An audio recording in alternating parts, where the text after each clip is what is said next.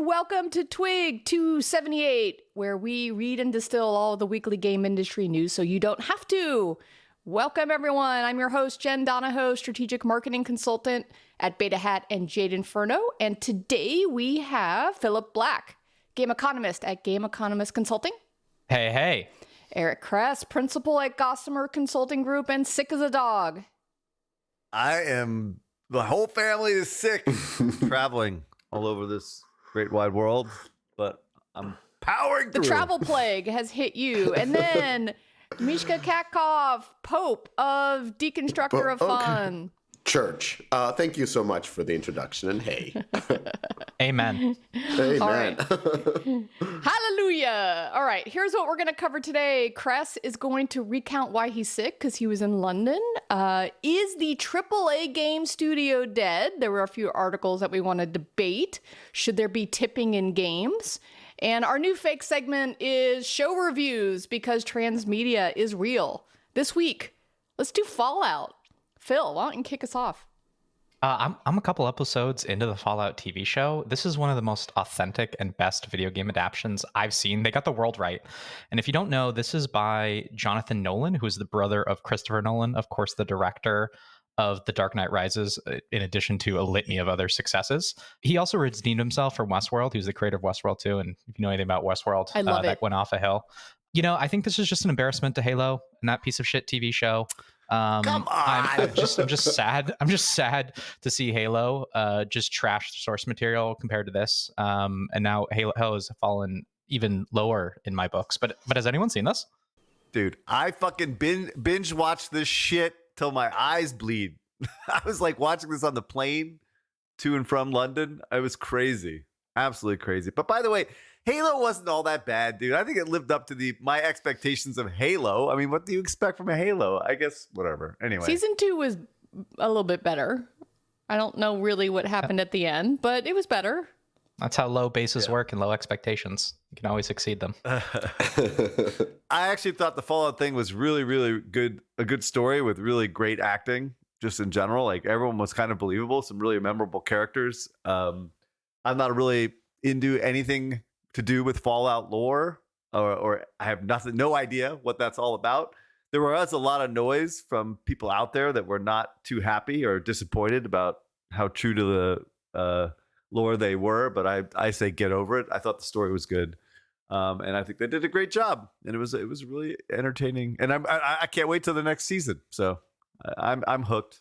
I've not seen it, but really want to. I was kind of on Shogun, so now I got to kick over to Fallout. If you haven't seen Shogun, please the best. Watch Shogun. It's so amazing. Anyway, according to Matt Piscatella from Circana and NPD, their player engagement tracker Fallout 76 is currently seeing its highest engagement rate on Xbox Series consoles. Daily percentage of active XBS player playing since October 2022. Transmedia is a thing, Mishka. Come on. All right, Phil, what else you got? No, Mishka, would you like to take a shit on this, or should I go first? I'm not going to take a shit on it, but it's the same thing that happened with the Cyberpunk. I think it was Cyberpunk. Anyways, so what I'm trying to get at is that the base levels are so low with Fallout, to my knowledge, because there haven't been a new game in a while, then whenever there's an interest rising again and people are playing these games once again, then the jump is significant. But it's just a short spike and it goes back down. I think we've seen this with Last of Us. I think we've seen it with a few other games. And when it comes to transmedia, like if this was a thing, which it might be, I might be totally wrong. Most likely I am, then they're launching games that have nothing to do with their catalog. And just like Hades came out right now. I don't know. Maybe we shouldn't cover Netflix games. I was just thinking about transmedia and this part. There's a total lack of marginal analysis when it's come to this, and it's really bothered me. So remember, there was an 80% discount on all of these games. So there's normal price elasticity effects here. So we first of all have to take away some attribution due to price elasticity effects. And even if you look at the unit increase in sales, even if we give 100% attribution across the portfolio, so not just the HD titles, but also Fallout Shelter is up as well, You know, based on some back of the envelope math I did, you know, maybe we're talking about a 5 million bump, and that's being extremely generous. And remember, there's other effects here. It's not just the sale, but it was featured on the store Steam page. There's a bunch of other effects that are happening here. But even if we gave 100% attribution to this and we did some back of the envelope math on revenue, maybe $5 million in incremental revenue. And if that is the case, you need to factor in how expensive this TV show was to make and how expensive the marketing budget is. So it looked like it was about $150 million to make Fallout Season 1. Maybe we double that for marketing. So we're looking at a $300 million budget. Okay, 5% on top of that. I mean, what, 3%, less than 3%? I mean, it's peanuts in the P&L. So like, if this is the best transmedia has to offer, it's been a complete and utter disaster. And the other thing that I find interesting here is this never goes the other way. So whenever we see these TV shows come out, there's always this celebration of game numbers going up. But when, for instance, Spider-Man came out, no one was talking about like the Netflix Spider-Man streaming numbers or DVD sales. So it seems to only go in one direction. And it's because we still have this fucking inferiority complex in this industry that Hollywood is like the seal of approval. When Holly does well, it's a validation of who we are, and we need to get away from this bullshit. And we need to be strong, independent game makers who don't need no Los Angeles. That's all I have to say on the matter. Oh my God. I didn't expect this to. All right. We're going to have a whole nother show on this because don't agree.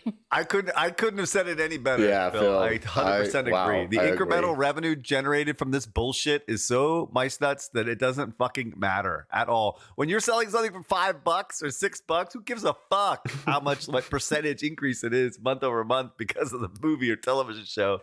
Just stop. Brand awareness, though. Brand awareness. You can't measure it.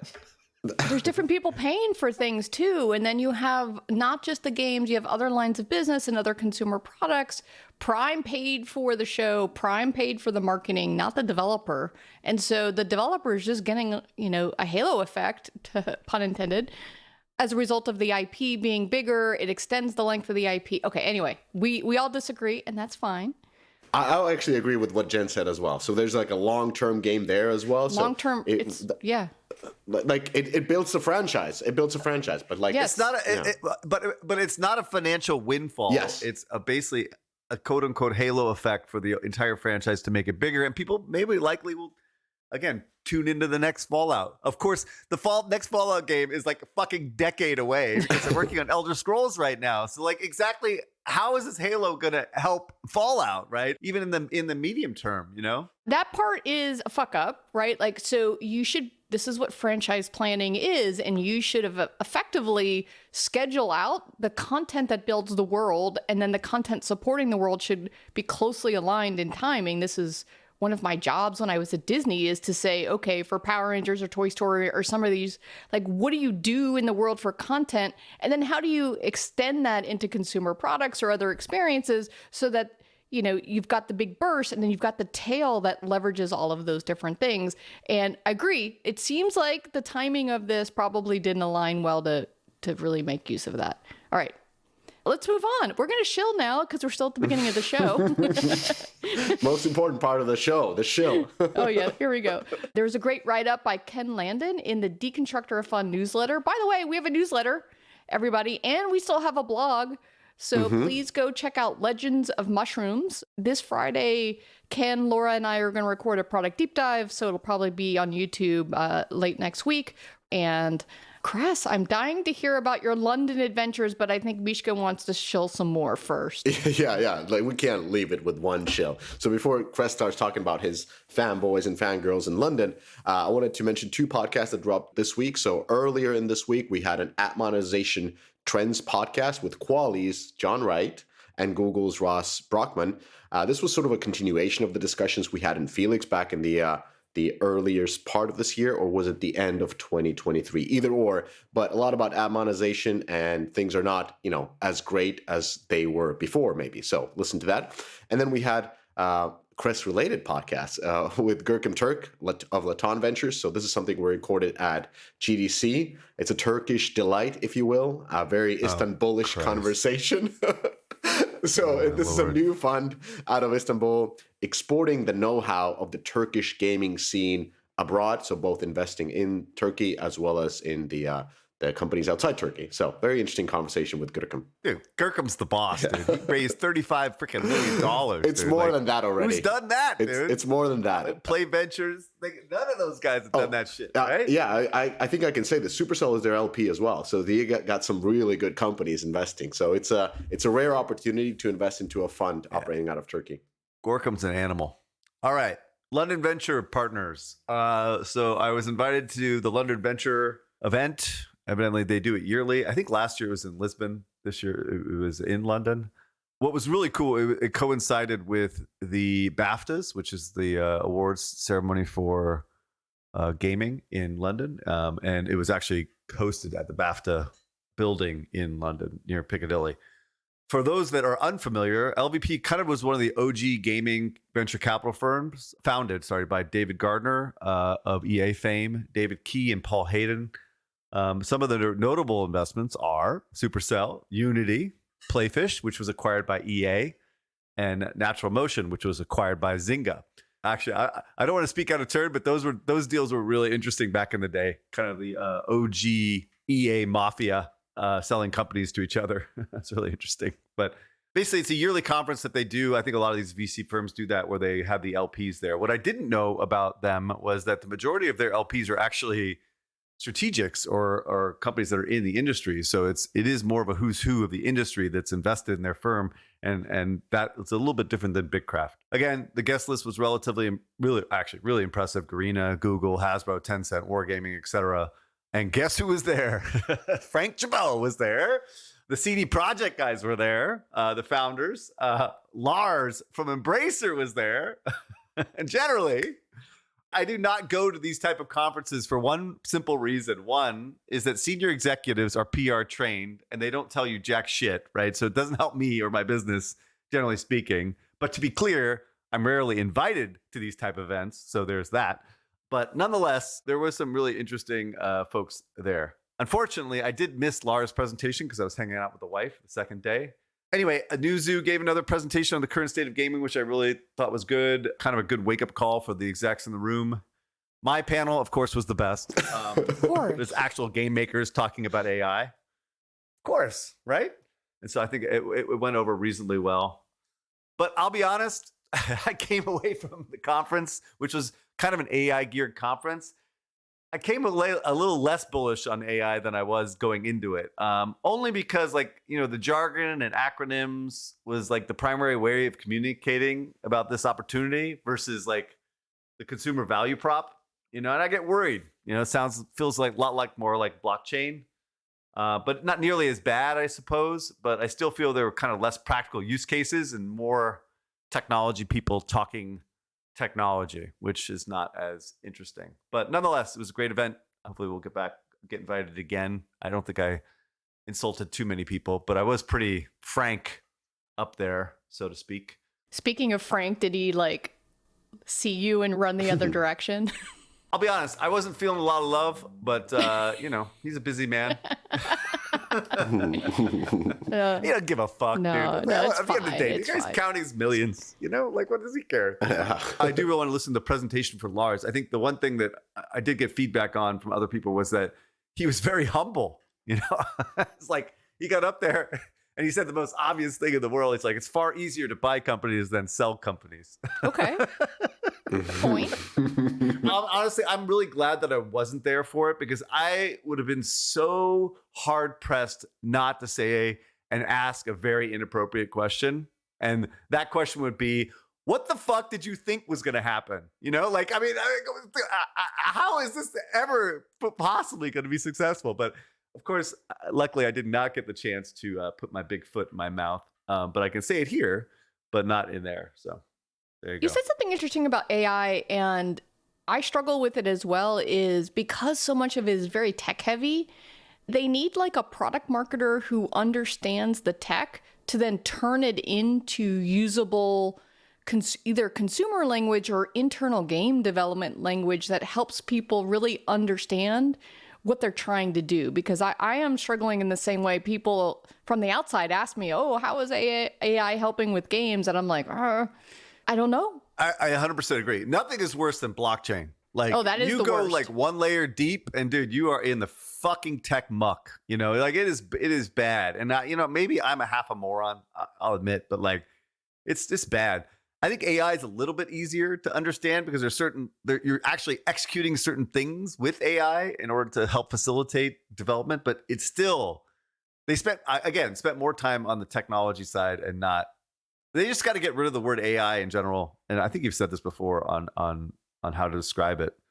Just say they're building a better game. Yeah, just talk about the benefit, not about using all of the jargon.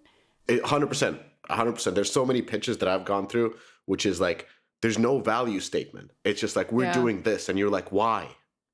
And they're like, because we can. It's just, okay, interesting. All right. Well, next year, let's all go because this sounded like a lot of fun. And we could go we could be the peanut gallery and heckle everyone. All right. Corrections.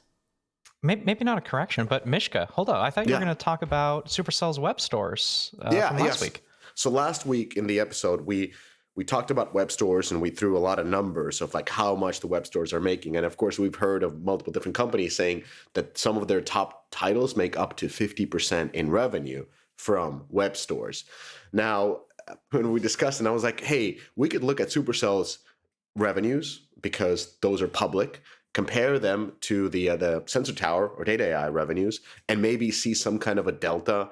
That's a bad indication, but those are the only numbers that we're working with. So I did this quick research. So according to Sensor Tower, Supercell's revenues were 1.8 billion, and this is roughly the same that they actually reported. So it was a surprisingly accurate number on Sensor Tower, and well, of course, it's accurate with the official statements. So we don't really know what the part of web store revenues are, but according to this, it might not be that significant. We also know that Supercell doesn't really have ad revenue. I think there's some integration with Heyday still, but none of the other games have any ad revenue. So based on this very superficial research, the web store revenues are not that significant.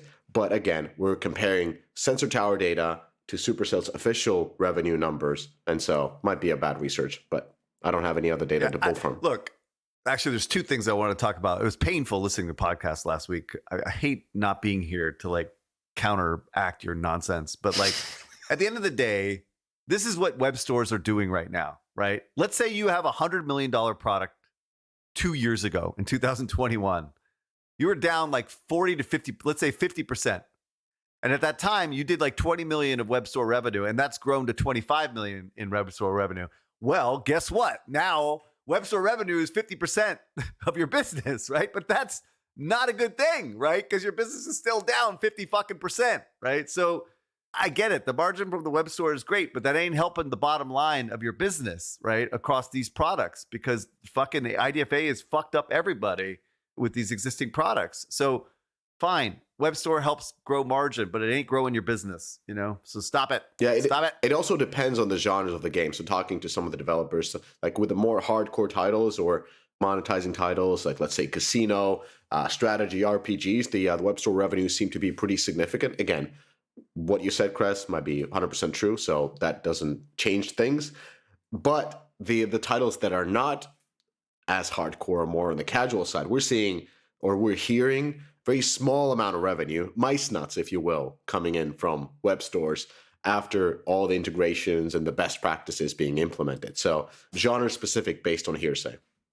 And completely agree with that. And I think it harms Eric's move to the middle thesis, right? That this is what was supposed to happen post IDFA, because a lot of the web store concentration is in mid-core genres, and a lot of it is because it's driven by competitiveness, particularly in a 4X game. Like it's a competitive advantage to get more ROI per dollar spent, because it makes it more likely that your clan is going to win. So that to me is totally consistent with what we'd expect, but that also reverses a lot of the trends that we see when we do genre level analysis. Mid-core is down. Okay, we start to make some assumptions about web store numbers, and maybe 4X isn't as bad as we think it is. Maybe Squad RPG isn't as bad as we think it is. And I think that harms this move to the middle thesis that you've been shrouding. The titles where web store revenues work especially well have a web SKU. So it's kind of like, yes, they're playing it on web, they have a PC SKU, and they're making payments on that platform that they're playing. Yep. So there's even that element that we have to take into account.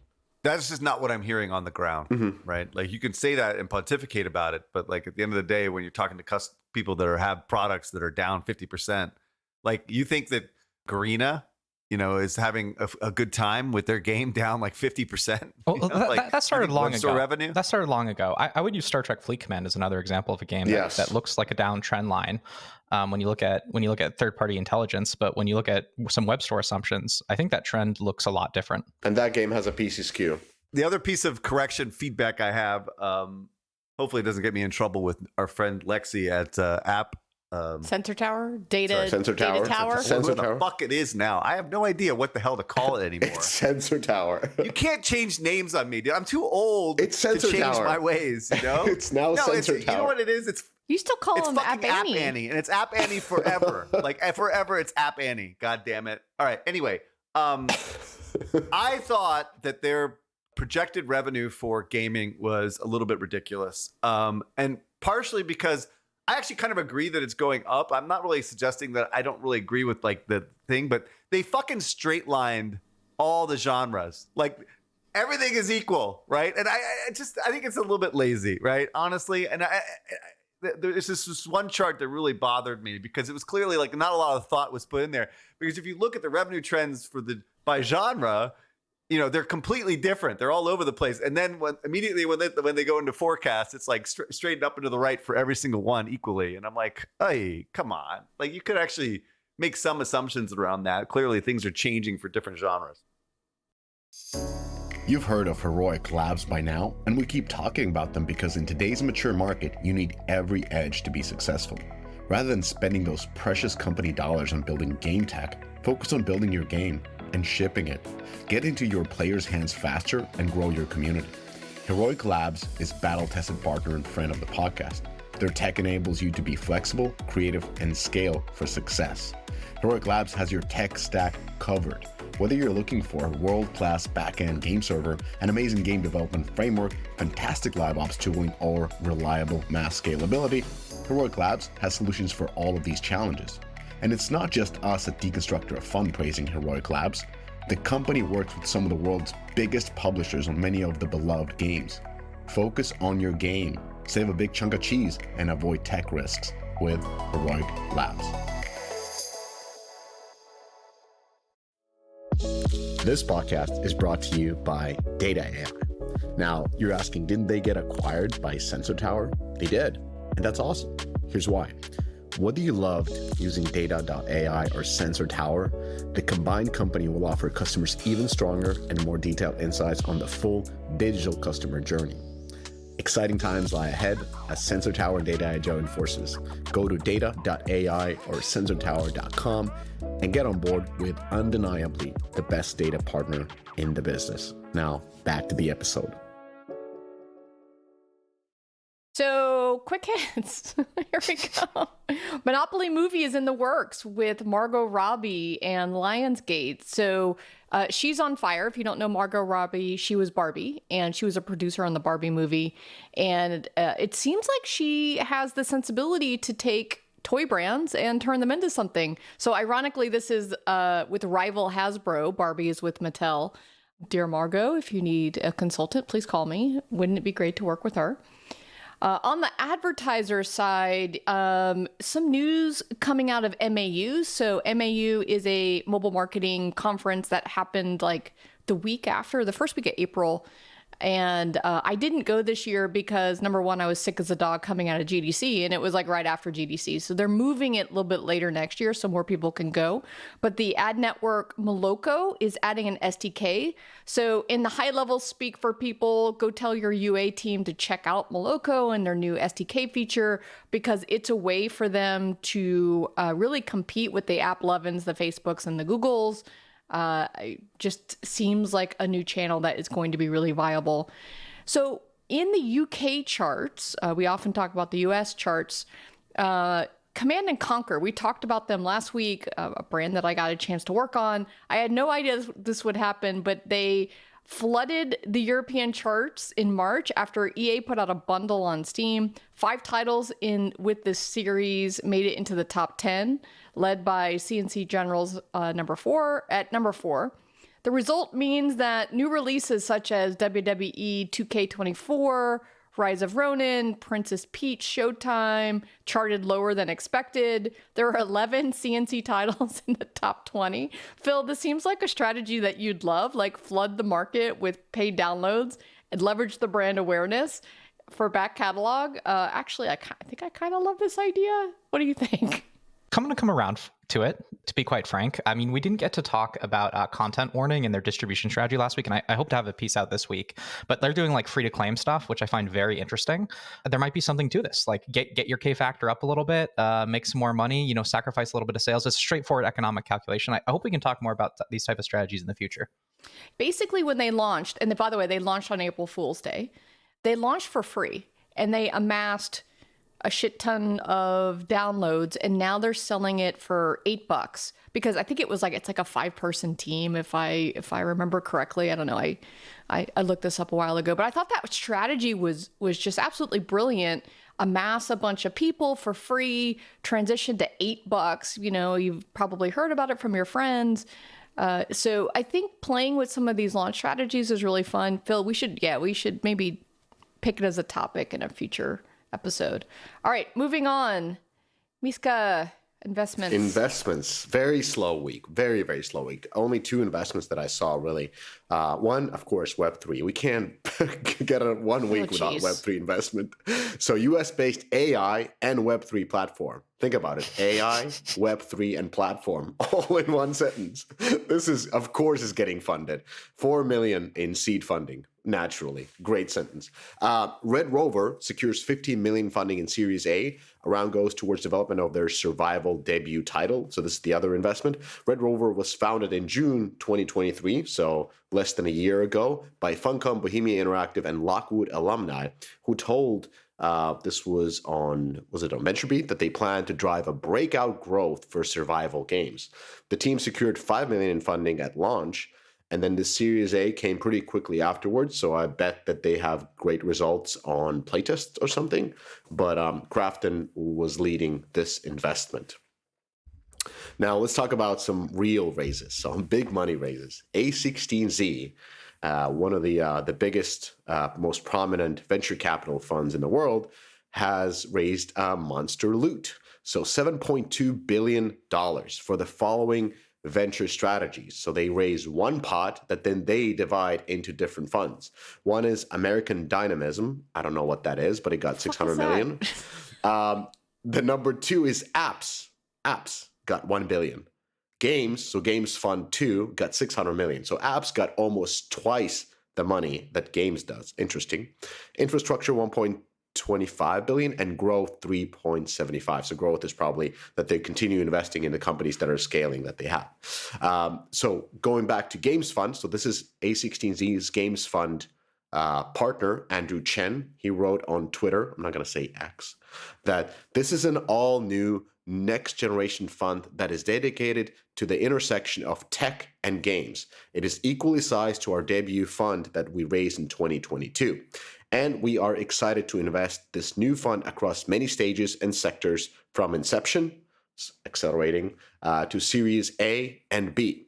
And from AI infrastructure to Web3 games to VR, AR, 3D tooling, gamified apps, game studios, and much more. The fund targets a $300 billion industry that has spawned incredible companies over the past decade, and it's great to be able to build. Eric Kress, this creates a lot of emotion inside of you. I can see this. Oh my God. This is everything Kress loves. This is everything. Why is Kress not on Twitter? To be clear, before I say this is not bad for gaming. This is actually good for gaming, right? It is good to have funds out there investing in gaming, new projects, new innovations. Incubating, speedrun. That's incubating new platforms. Yeah, like just spray and pray, dude. Spray and motherfucking pray, right? But I can't imagine this is good for LPs. Raising another $600 million for games. They already had $600 million, so $1.2 billion. What the fuck are they going to be investing in to get the type of returns required for venture capital, right? I don't know. I keep coming to the same conclusion as I think the All In podcast guys are, is that VCs are now like RIAs, right? They're basically registered investment advisors. They become capital raising machines, and they are getting compensated based upon the capability of raising money as opposed to actual like real returns, And so these management fees are like, 1% to 2%, and at 600 million, dude, that's 12 million bucks for the team. That's a lot of cheddar, right? I honestly think it's literally impossible to generate better returns than market returns in the next 10 years in gaming with $600 million. For smaller funds, absolutely possible. Absolutely, because the required returns are much lower from a dollar figure perspective. I hope I'm wrong. But I think I'd rather put my money in the VTI. And so I don't really understand what LPs are seeing that I'm not seeing in this particular circumstance. But I don't think this is good for LPs necessarily. And I think this could potentially cut off investment in gaming over the longer term, causing issues later. But let's just hope that they can figure out what's going to make these type of returns. Anybody else? I have a question besides me. So all the speed runs that are going on, if you're a little company and you go out and let's say you raise $750,000 in a speed run and A16Z is now on your cap table, is that good or bad for all these little? Explain this to me, please. So it depends. It depends, as always. So if you have the right traction and A16Z believes in you, it couldn't be better because they have infinite money. So they will fund you until you IPO. But the challenge becomes in a situation, because they fund so many through speedrun, is if, let's say, I'm an investor and this type of a company would come to me and say, hey, I'm raising a seed. So we got a pre-seed, which is the early funding from A16Z. And now I'm raising my first seed round and I'm looking for a lead. And I would be like, well, how come A16Z is not leading? Like they literally have infinite money. So they're seeing something that puts them into a bucket where they don't want to invest and they will take just the minimum ticket. Then that puts you in a bad position. So it can be really great, or it could be not that great. That would be my position. I'm going to say this right away, is that I may be over my skis right now because I don't understand this stuff as well. But my understanding is that the way the Y Combinator works is that they invest early in these companies and then they pro forma invest in subsequent rounds. So they actually never take entire rounds. Like that's the way the business is set up. And that's the way that this has been set up. But I am already hearing that A16Z is cherry picking deals and fully funding next rounds, which makes fucking sense because $750,000 is not enough money to justify even the effort of this bullshit, right? Because they have $600 million money to deploy, right?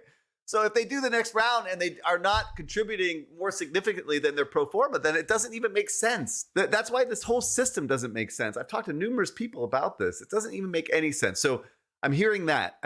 Like, yeah, they are now cherry picking. And so what the danger is that one, they don't invest. That looks bad. But then also if they fully invest, then no one else is getting involved. Agree, right? And so it's like, okay, yeah, it's shut off from the market, like as a company, right? And you want multiple investors, and they may put pressure on these companies to do fully investing because they want to deploy. And when you have 600 million, the other thing is you have to understand is you have to deploy. You can't earn the fee unless it's deployed, right? So you can't get the fucking 2%, right? So they can't make any money, until they deploy these funds. And these, again, $750,000 checks ain't gonna do it. Yeah, and we end up in a situation where, because of 600, so when Kress says it's a big fund and smaller funds could work, because in order for you to get money back from the VC, they have to return the full fund for the full 600, and then after that, the investors are getting 80% and the fund managers are getting 20. So that means that in order for the fund to be successful, they need to return at multiple billions. So that leads to a situation where you are that small little company, you better be Roblox next, because that is the path you have to be taking, where you IPO at 10 billion and then everybody's going to be happy. But the fact is also with A16Z, you have all the resources to be the next Roblox. But you have to, that's the game you're playing. You can't exit at at 100 million valuation. You can't exit at 200 million valuation. 300. Even when you're 500, you're like, no, you're not exiting. You're riding this train all the way to Nasdaq. That's where the train stops. We've said now, obviously, this is a short-term problem potentially. Is that the IPO market is closed. There's not a lot of acquirers left in the industry, right? Everyone's retrenching, right? Fucking Embracer might be back. Who knows, right? It's clear, he might be back in the game. And see, this is where people like Andrew and Andrew Chen and the rest of those guys, they're so much smarter than I am. So they may be thinking way, in the next level. That's why I'm over my skis. It's like these guys are like visionaries, right? So like maybe they have like this concept of what's going to happen 20 years from now, the fucking Nostradamus and shit, right? I can't see it. 8% to 9%. You can throw your money in the fucking VTI. I have to imagine that's going to be a better return, more than doubling your money in the next like 10 years, Yeah. So I don't know, dude. I just don't know. All these big funds, I don't know. Got it. Yeah. No, I'm fascinated by this just as someone who worked at big companies. I didn't do a lot in this space. I am now doing a lot, and I work with small companies, and they're asking me, what should we do? And so thank you for this educational section. I think we're going to do one more on Bitcraft. Yeah, this is just the news. So just an update. So we talked about A16Z raising 7.2 billion. The other fund that raised was Bitcraft Ventures. They collected $275 million for their third early stage investment fund focused on gaming and interactive media. So Bitcraft Venture Fund 3 will continue to invest globally in studios, platforms, and technology with the gaming and interactive media sectors, focusing on seed and Series A stages, and that brings their assets under management for 1 billion. There's a long ass interview with Jens on VentureBeat. You can read that. All the best to them. This is a pretty sizable fund, to be honest. Like 300 is a lot. I met with him at GDC. That's impressive. Yeah. Like in this environment that he's raising that much money, dude, that guy. That's a lot of legwork. Like raising, and with A16Z raising so much, because they raised as a collective of the all funds, I think that is a little bit easier than you going around traveling to Saudi Arabia and you name it, and with your hat in your hands, just asking for $1 million there and 500K there and so forth. So the guys put in a lot of work and a lot of hours to raise this sum.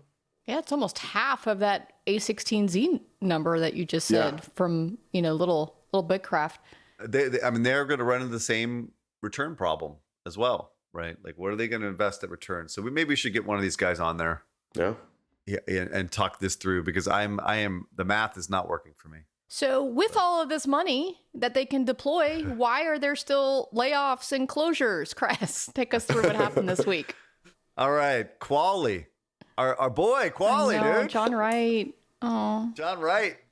They laid off 40 people. I like that you put it on John. Yeah, I know. It's like the nicest guy in the world. Dude. I can't even imagine him firing someone. And then Take-Two announced 5% layoffs, which, again, feels like, oh, me too, right? But like, they say that they're canceling projects, but they're very unspecific on what they're actually doing. But one of it could be BioShock 4 was the speculation, which would suck. No. And then the big one, which we shouldn't be covering here, but we will, is that Elon is reducing workforce by 10% as fucking people start to realize that EVs are fucking expensive and far less practical than gas cars. So anyway, he's reducing his headcount by 10%, which is a significant amount of people, by the way. I love my electric car. I'm not going to let you do. Yeah. Don't shit on my electric car, which is a BMW, not a Tesla, by the way. So what was interesting about Take-Two, and by the way, on BioShock, what a great transmedia. Like, can you imagine a TV show based on BioShock? My favorite, by the way, BioShock 1 is my favorite game of all time. Just throwing that out there. That's one of mine. It's up there. At the time, it was just absolutely revolutionary. It was crazy. Absolutely crazy. Blew my mind. Like, he's a genius, that guy. Phillip is not playing this game. Never played. Oh, all right, Phil, take us into MTX. games. Let's talk games.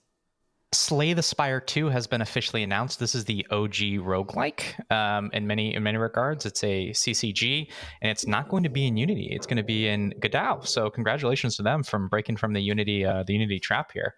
Destiny Godot. 2, Godot. Destiny Okay. 2 player count Go dot. doubles overnight after Into the Light, the Final Shapes prismatic subclass reveal. So it looks like they got more content going on. Bungie had some cuts as well. Maybe they're back in the game. The player count on Steam has risen from around 400 to 500,000 PSU all the way up to 80,000, essentially doubling overnight. Hey, look at content wins. Content is king. Disney Realm Breakers from Joy City Corp, which is a South Korean firm, has entered soft launch in Australia. This is essentially Rush Royale. I'm always amazed that like a Disney kind of metaverse IP still seems to not have broken through into the mainstream, except for that Gameloft Kartrider game that seems to be killing it on Switch, but not so Well, much on mobile. Disney Emoji Blitz is pretty big with the casual audience. I think it's more difficult with the core audience. And listen, I could go do a whole deep dive on this, but a multiverse for Disney makes all the sense in the world, especially for a casual audience. I don't know if it's going to make sense in the epic Fortnite world. We will see. Oh, Kress has got thoughts on that later. We'll save that one. All right. Sorry. Keep going. Quick update on Palworld. There was a lot of hype from it, but PSU continues to decline. It's in its lowest count ever, April 16th, at around 300,000 DAU on Steam. No idea what's up on Xbox. Let's continue to peek in on Palworld. They have had some increases when they had content updates, but it still has not found its base yet. Some update from our sponsor, Sensor Tower. COD Warzone. Downloads continue to sputter. It's down to about 1 million last week. So week over week downloads continuing to sputter. Life to date revenue is only 3.5 million, but it's been steady at about $1 million a week. Unfortunately, DAU looks pretty flat. They're not stacking DAU. Not a good sign for Call of Duty Warzone. We'll continue to provide periodic updates, but looks like this one may be dead. AFK Journey, we were talking about that a couple weeks ago, looking a little soft. Downloads are falling pretty dramatically. We went from 1.1 million to 600,000 in the last couple weeks. On iOS in the United States, it's down to 182 on the download chart for games, so it's falling pretty rapidly. Revenue peaked at 4.8 million per week. The revenue per download is really strong. Of course, like we don't know what's happening on PC. This is only mobile numbers, but it's weird to see revenue peak this early. DAU doesn't look like it's growing either. So just like Warzone, they're not stacking daily active users. You expect to stack daily active users as you go through all of these downloads, and then revenue should increase over time. Very strange not to see that happening this early. A lot of people were hyping on the AFK Journey train as like the second coming of Christ. Let's continue to look at this one. I'm a little doubtful. Maybe they front-loaded marketing revenue similar to the Genshin playbook. The game that is rising has been Brawl Stars. This is like the story of 2024, at least Q1 2024. It is on an absolute freaking tear. In December, it was doing about 800,000 downloads per week. Now it's pulling 2.4 million downloads per week. Revenue in December was 2.8 million per week. Now it's up to like $15-20 million a week. The growth in this title is dramatic. It is extreme, and it is an incredible success story. We, of course, have talked about what's been going on in the game in prior weeks. We've talked about the talk that the GM Frank gave at GDC. I don't think any of that is actually doing justice to what's going on in this title. I think there's more of a story here than anyone is letting on that deserves a deeper look. Yeah, I mean, it was Baby Shark, man. Like, that's the whole reason. There's no other reason except for Baby Shark. Oh, stop. Please. That was painful to listen to. Really painful. Yeah. We talked a little bit about content warning. They did a free release when the game came out for the first 24 hours. We now have some real numbers on how it's performed since then. It sold over 1 million copies in around 2 weeks. And that is in addition to the 6.2 million downloads it amassed through the launch campaign. Super, super impressive for the studio. Let's see if the strategy continues to grow and develop. I think the other game that I saw do this was like Total Battle Simulator. There's been 1 or 2 other games that have tried this strategy before. Definitely something I'd love to talk to you, Jen, about in future episodes. Rovio has canceled its Moomin puzzle and design game after more than 2 years in soft launch. What's going on over there in Finland, Mishka? 2 years in soft launch to see this thing go south? Sounds like Breaking Bad, Phil. Remember that? Hey, whoa, there was a phoenix that came out of that. It's called Star Trek Fleet Command. Oh. Leave Breaking Bad alone. I think it's great that companies spend enough time on a game in soft launch, because it kind of like, you already built it. Let's give it a chance to stand on its own two legs. And I really appreciate how Scopely has always spent so much time in soft launch, even on games like Breaking Bad, to really see if it has legs or not. Like in that case, Phil, great game. I'm curious what Sega is thinking, because when you remove a game out of your roadmap, now you remove the income that you should be, or the revenue that you should be making of it. So that kind of brings down what is expected Rovio to deliver. And it's interesting to see. We saw that Sega is not as kind of a boss as everybody may be thinking. Like we were talking about the Relic layoffs and so forth, and Creative Assembly. So I'm not saying that there's going to be layoffs at Rovio or anything, but I expect that Sega expects them to deliver as been projected. And when they kill games that have been in soft launch for just such a long time, that's a risk. That is a risk. Hey game devs, are you tired of dealing with complicated payment processes all over the world? Well, Exola's got your back with Xsolla Pay Station. It has a simple, user-friendly interface that makes it easy for players to pay for your games and in-game content however they want. And because the Xsolla Pay Station user interface is adaptive and accessible on smartphones, tablets, and PCs, your players will have a seamless experience no matter their preferred device. Players can save their favorite payment methods for future purchases, and on mobile, even charge purchases directly to their phone carrier bill. On the back end, you can customize your checkout with game-specific integration options like sidebars and iframes, as well as change colors, fonts, and images to make PayStation look and feel like a natural part of your game. Ready to see Xolla's PayStation in action? Visit xsolla.pro/payments-DOF or visit the link in this podcast description. The games industry is experiencing unprecedented growth, with global revenues projected to reach a staggering $268 billion by 2025. But with more players than ever connecting across platforms and devices, how can your game stand out against the competition? AppsFlyer has created AppsFlyer for Games to help you unlock your players' true LTV by providing a wealth of game measurement solutions, unique industry insights, and proven best practices. Our dedicated hub is packed with innovative products, industry partnerships, and unrivaled expertise to ensure your game brand adapts and thrives. We understand that every game is unique, and AppsFlyer's data-driven insights allow us to cater to your specific needs. We know that in today's evolving landscape, staying ahead of the curve is crucial. Trust in AppsFlyer for Games to guide you through this exciting journey. We have the tools, the knowledge, and the passion to help you succeed in this ever-expanding landscape. Together, we'll conquer new worlds, both real and fantasy, break records, and create gaming experience that leave a lasting impact. Get in touch with AppsFlyer for Games today and unleash your game's true potential. AppsFlyer for Games, supercharging the gaming landscape. All right, moving on to our first topic, which is kind of amusing versus an article.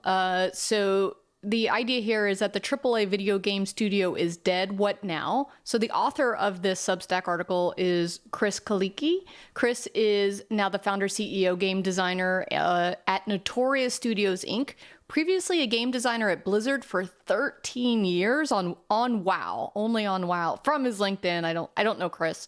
Chris, get ready to be doffed. The gist of this article, let me just give you the background and I'll let the guys jump into their thoughts, is that he believes that indies will kind of take over the world. The AAA game dev is broken, leaving an opportunity for AA and indies to really innovate. You know, he references things like Pal World as an example of what smaller folks are able to do. He goes on to make a lot of predictions about how game companies will need to change. The ideas that he has ranges from Mishka's favorite topic around hybrid work won't work, or maybe hybrid will work, but that in-person's important, to smaller core teams, to the games needing to be design-driven. Can't wait for Phil to chime in on that one. To players participating in dev, which I can comment on because, by the way, that's already being done today. And if you're not doing that, then you're a dumbass. Like, you absolutely have to engage your players. So a lot of it I found was like a little bit of what I call a no duh, but some of it I think you guys want to weigh in on. So Miska, why don't you go first?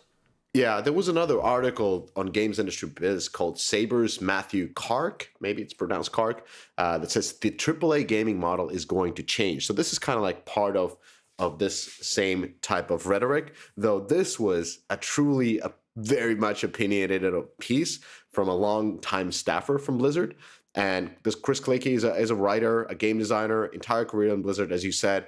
on one hand, he has not been corrupted by the management layer, but on the other hand, we have to take it into account when you're reading this, he doesn't have the same context that managers tend to have at these big companies. So it's an interesting viewpoint.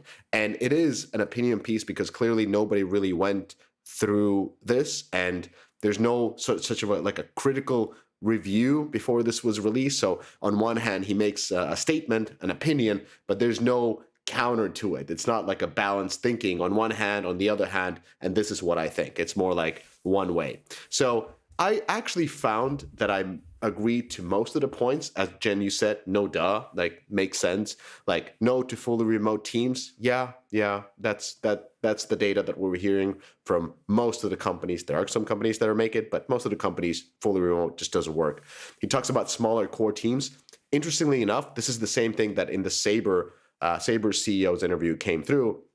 He was talking a lot about smaller core teams in the same sentence, that you scale the production with these auxiliary teams that are based outside California or outside the expensive areas. He was mentioning Buenos Aires and Serbia, saying that you can have the same quality of results, same employees for a fifth of the cost. And that is kind of like how you save and create great games at the same time.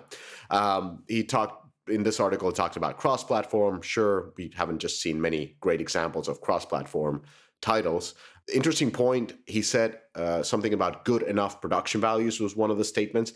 That's something that doesn't come through AAA, and I think it's important to not to push the production quality so high, and then keeping players as part of the development. So Web3 is kind of showing the way with that. But anyways, there are a few points that I disagreed with. One was the sort of approach, I don't know, Jen, what you think about this, that marketing needs to be authentic and player driven. What the fuck are we talking about? Didn't even... Are we like circa 1999? What is happening right now? Yeah. This point, I was like, And then the same thing was the designers need to be the CEOs. So any CEO of a company should be a designer. And dude, we've evolved past this like decades ago. Decades. Yeah. Yeah, maybe we should just jump over this article. Well, what do I you guys think? I do find that folks that worked at Blizzard or at Riot and some of these cultures, especially when you're in one specific culture at a big company for a long time, and this is, by the way, what has happened to me in working on all these big companies. Now that I work across all the companies, I kind of realized the error of my ways, that I got sucked into a lot of old school thinking, and that there is so much new thinking out there, and everyone else has been evolving, but at the big companies, they're not able to kind of keep up with this new approach to gaming.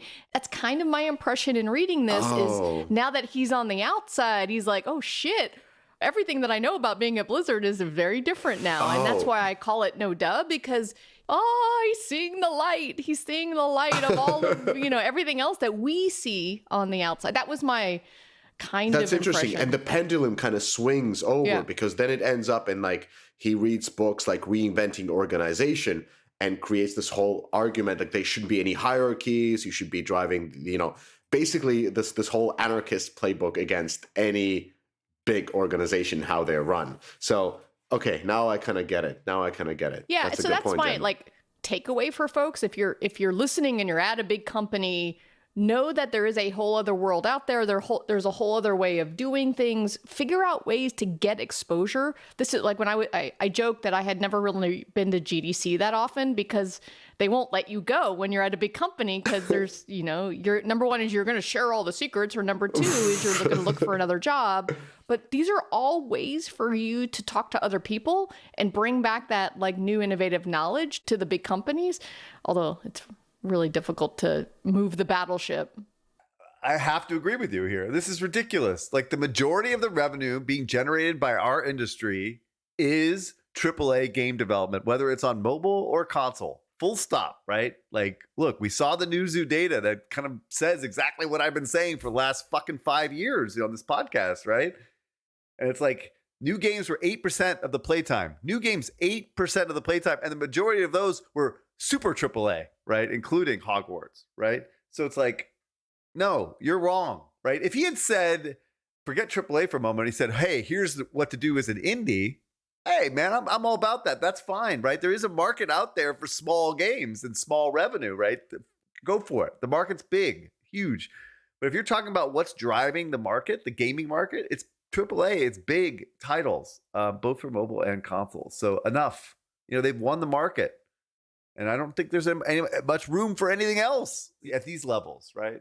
Absolutely. So I don't know what the fuck he's talking about. Yeah, I think we also heard from, Matt Piscatella and what are they? Circana and NPD. Their data also, in addition to the Newzoo data, he calls it the black hole of gaming, where all hours are going to games. And by the way, they're AAA games that have been out in the market for years.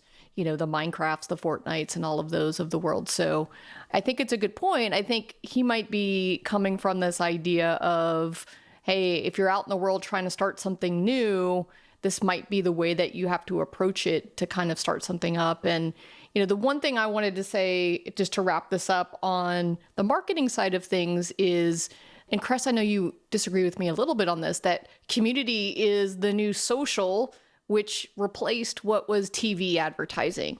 And the way that marketers are having to use community and influencers to really market the games is actually completely different than what it used to be. So I might even make the argument that AAA marketing is dead.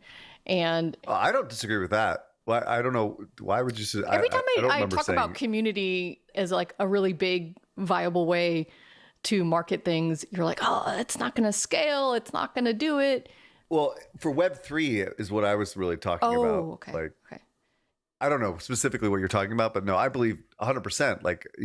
TV advertising always never made sense to me when I was at EA. I was alwawas railing against it because it didn't have any ROI, right? Even back then, And nowadays, you're right, influencers and social media, that's where marketing is now. So no, I don't disagree with there. So let's talk about another AAA that is happening at Disney with all of the hires. We touched on it a bit last week, that they are basically hiring all these experts from Blizzards and all these other companies to set up and do games inside of Disney.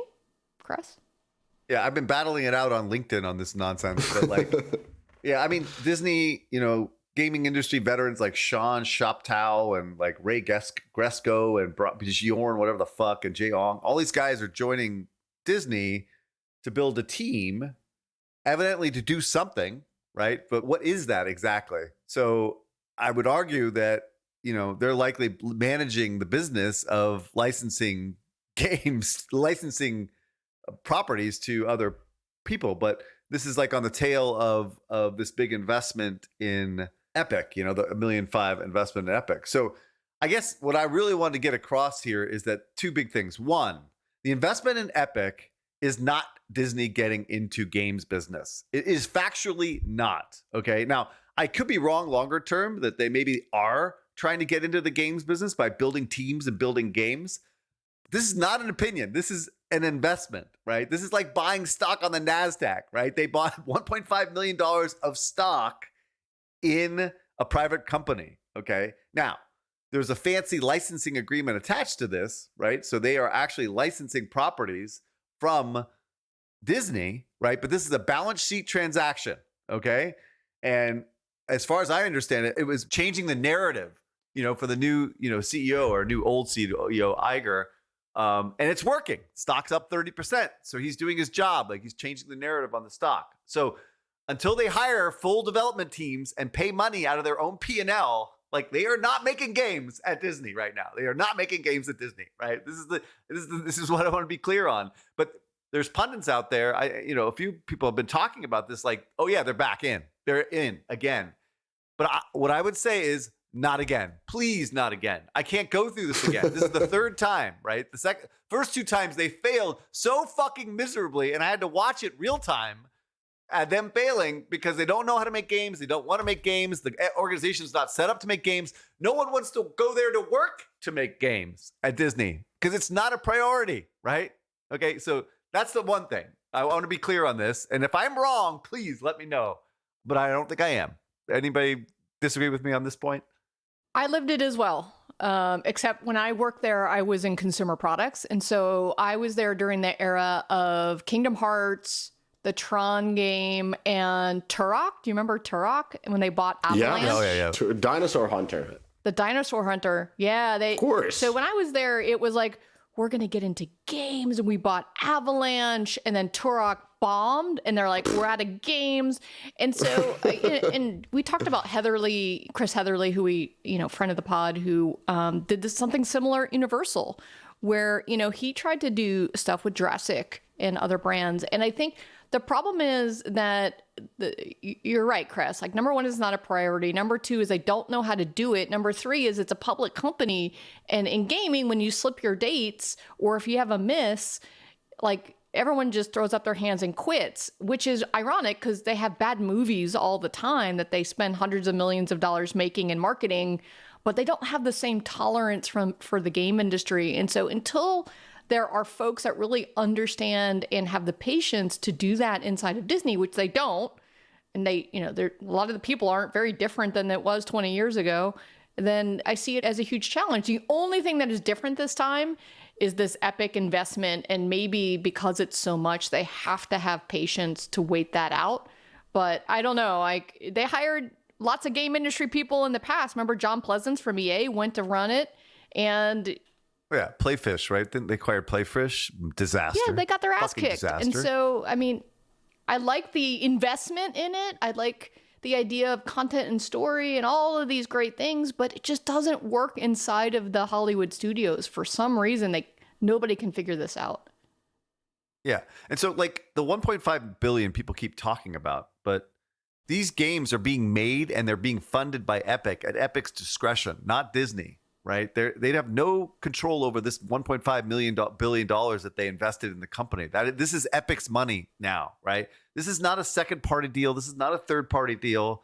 Epic gets like 80% of this revenue and Disney gets about 20, right? 15 to 20, depending on what licensing agreement they sign. And I'm sure it's fucking complex, but this is what the arrangement is.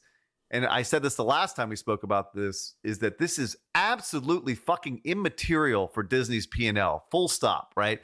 They make $89 billion a year. So let's say they have miraculously achieved like $2 billion in revenue from this Disney shit on Epic. That's $400 million to Disney at most, right? That is fucking mice nuts, absolutely mice nuts. I mean, it's a great margin revenue, don't get me wrong, but it is not material at all to Disney. So this is just corporate PR at its finest. It is changing the narrative of the stock, and that is it. That is all. It's a smaller scale Jen, right? Didn't she manage the Hasbro shit for EA for years and years, right? Yeah, like, so I mean, but you were on the development side though.